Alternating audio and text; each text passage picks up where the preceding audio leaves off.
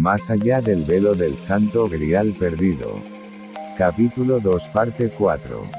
Capítulo 2 El ritual del Grial de José y el viaje fantasma de 063 Cristina. Preston Copyright 2023. Fue un holocausto, así como París, Bretaña y Londres también tienen su raíz en un descendiente del héroe troyano Eneas llamado Bruto o Brutus de Troya, quien fue el fundador y primer rey de Bretaña. Existió una compilación histórica del siglo IX, cuyo autor es desconocido, a la cual Nennius, un monje que vivió en el siglo IX, añadió algunos comentarios. Su título era Historia Britonum, y es más conocida por un relato de Geoffrey de Monmouth en Historia Regum Britanniae.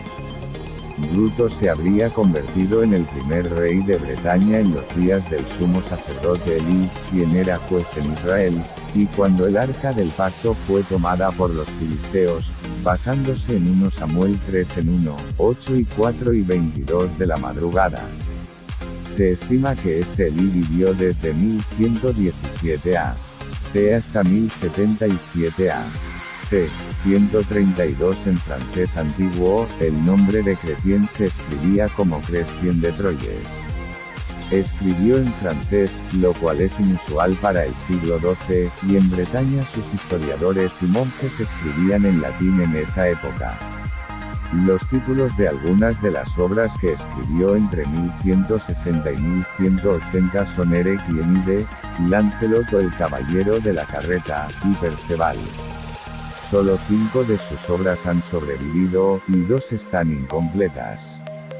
Chrétien se inspiró en leyendas celtas o quizás tuvo acceso a registros que han sido retirados de circulación.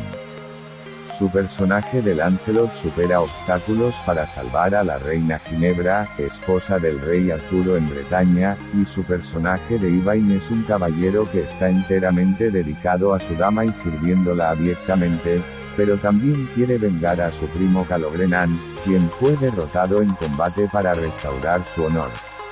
Chrétien es llamado el padre de la novela por esta forma literaria en el siglo XII.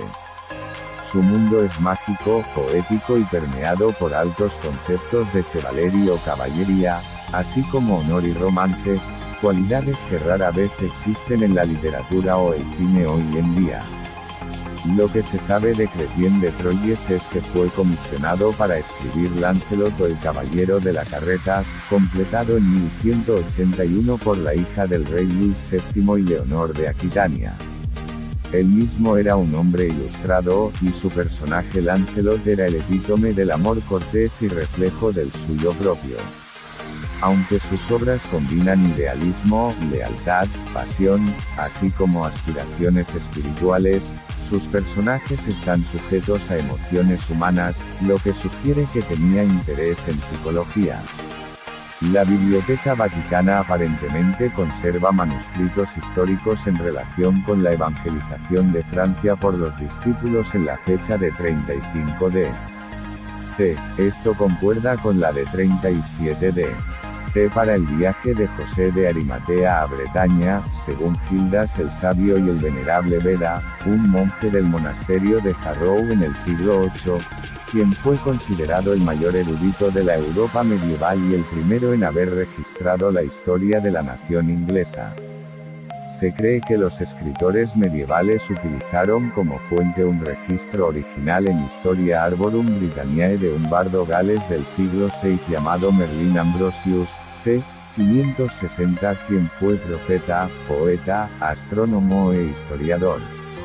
También fue llamado Melin, Melinus o Menan, escribiendo medio siglo antes de que el Papa Gregorio enviara a Agustín a las Islas Británicas.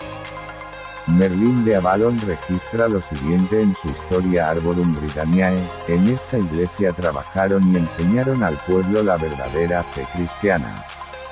Después de unos 15 años, María murió y fue enterrada en Glastonbury. Los discípulos murieron en sucesión y fueron enterrados en el cementerio. La obra de Merlín trataba sobre el movimiento religioso olvidado que estaba ubicado en Glastonbury. Lo llamó la verdadera fe cristiana, una alusión al hecho de que la religión traída a las Islas Británicas por Agustín de Roma era una impostura. El arzobispo Asher consideraba la iglesia e ínsula de Avalon, isla de Avalon, llamada por los sajones Glaston, como la iglesia madre de las Islas Británicas. 136 Hace 100 años, el reverendo Lewis compiló testimonios de los primeros autores que mencionaron la existencia de una iglesia madre del cristianismo o la iglesia de Glastonbury de las Islas Británicas. Mientras que en décadas recientes los comentaristas se han referido a la iglesia de Glastonbury en el sentido de un edificio o vetusta iglesia, la antigua iglesia que fue restaurada y originalmente fue una iglesia de barro y ramas, que según una leyenda fue construida por Jesús de niño, o han discutido la abadía. El reverendo Lewis reconoce que José de Arimatea realmente fundó una iglesia, y está de acuerdo en que Bretaña fue la primera de todas las islas en haber recibido la luz de la religión de Cristo. El pobre Virgilio mencionó realmente la fundación de una iglesia y declaró que Bretaña fue de todos los reinos el primero que recibió el Evangelio, 138. Esta iglesia fue fundada en un tiempo que precedió al concilio de Nicea en 288 años y no tenía conexión con la iglesia de Roma ni con sus dogmas.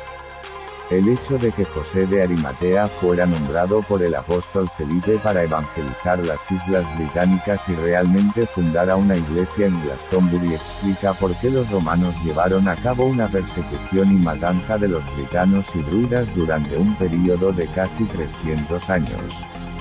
Guillermo de Malmesbury, quien vivió en el siglo XII y escribió en latín, proporciona la fecha de 63 d.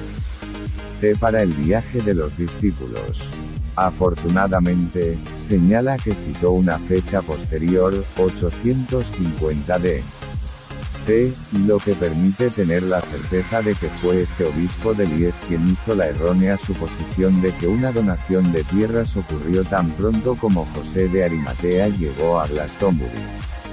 La fecha más temprana es de Gildas. Alanus. El reverendo Lewis tuvo algunas razones para creer que los discípulos llegaron en la fecha de 37 d. C. La evidencia proporcionada por Gildas, Alanus, los testimonios del pobre Virgilio, así como la preferencia otorgada a los obispos británicos en los concilios de la Iglesia, los concilios de Pisa en 1409, Constanza en 1417, Siena en 1424 y Basilea en 1434, establecieron que la iglesia fundada en Francia y España debería acceder a esta en Bretaña. Y según el arzobispo Asher, el entierro de San José en Glastonbury y la donación de 12 jai de tierra por el rey Arviragus fueron los factores importantes en su decisión. Lewis afirma, les daré una o dos razones para la fecha más temprana. Gildas el Sabio, el más antiguo historiador cristiano, c. 425, jueves 512, dice claramente que la luz de Cristo brilló aquí en el último año del reinado de Tiberio César, es decir, en el 37 d. C. Este Gildas, llamado Albanus, se sabe que nació en el 425 d. C. y murió en el 512 d. C. No es el Gildas Badonicus cuyas fechas son 516 a 570.